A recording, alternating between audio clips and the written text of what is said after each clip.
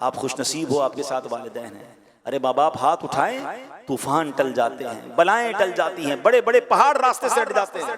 कितनी मुश्किलें आपके साथ, कितनी परेशानियां, क्यों नहीं बैठते माँ बाप के कदमों में? क्यों नहीं कहते उनको हाथ उठाओ? पूछो उनसे जिनके माँ बाप चले गए। मुश्किल सर पे आती है, बंदे को याद आता है माँ होती तो दुआ करवाता, वालिद होता तो मैं उससे दुआ करवाता।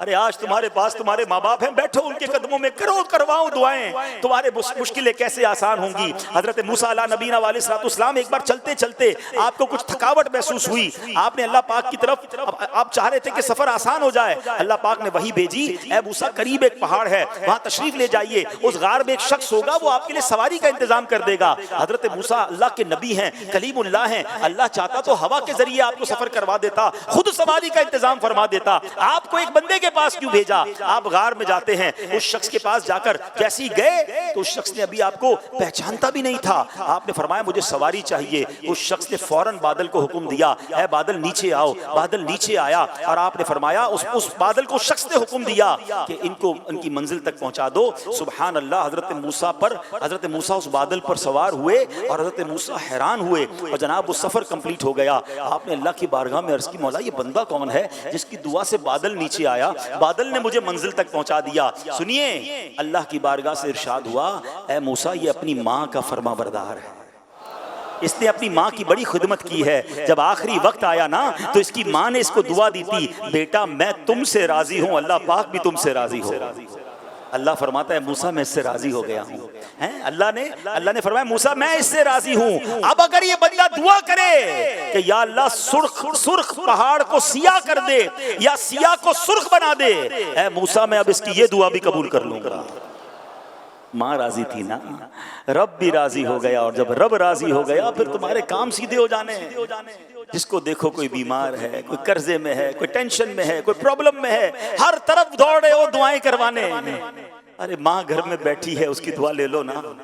वालिद घर में है, जाओ ना उसके पास, पैर दबाइए उनकी खिदमत कीजिए, माफी पहले तो मांगिए उनसे। कितनी बुलंद आवाज में बातें की हैं, कितना झाड़ा है अपने माँ बाप को, कितना बुरा भला कहते हो। दोस्तों के लिए टाइम है, वालिद के लिए टाइम नहीं है। खुदा की कसम सवाब का अंबार है तुम्हारे घर में। हदीस पाक के अल्फाज हैं, जो बेटा जो औलाद अपने माँ बाप को मोहब्बत की निगाह से देखे, हदीस पाक का मजमून है, नबी पाक फरमाते हैं जो औलाद अपने माँ बाप को मोहब्बत की निगाह से देखे, अल्लाह मकबूल हज का सवाब अता फरमाता है। अल्लाह अकबर। सहाबी रसूल ने पूछा, व इन नज़रा कुल्ल यौमिन मिअत मर्रतिन, या रसूल अल्लाह कोई 100 बार दिन में देख ले। अरे माँ बाप तो घर में है ना, जितनी बार चाहे देखें। अल्लाह अकबर। नबी पाक ने क्या फरमाया, अल्लाह अकबर व अतयब, अल्लाह बहुत बड़ा और पाक है, यानी कोई 100 बार देखे अल्लाह 100 हज का सवाब अता फरमाता।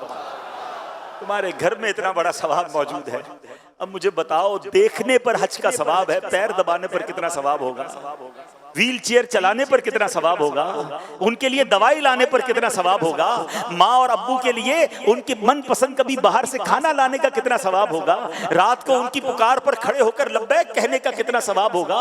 जरा सोचो तो सही, वो बेटियां जो माँ की खिदमत नहीं कर रही, अरे यही बूढ़े माँ बाप हैं जिन्होंने हमारी गंदगियां साफ की हैं, यही वो बूढ़े माँ बाप हैं जिन्होंने उंगली पकड़कर हमें चलाया है। आज इनको चलने की जरूरत है, तुम दूर जा रहे हो, आज उनको तुम्हारी जरूरत है, तुम्हारे पास टाइम नहीं है। वो कहते हैं ना कि 2 माँ बाप मिलकर 11 10 बच्चे संभाल लेते हैं, 11 बच्चों से मिलकर 2 माँ बाप नहीं संभाले जाते। खुदा के वास्ते ये मत करो, ये तुम्हारे लिए बहुत बड़ी नेकी है।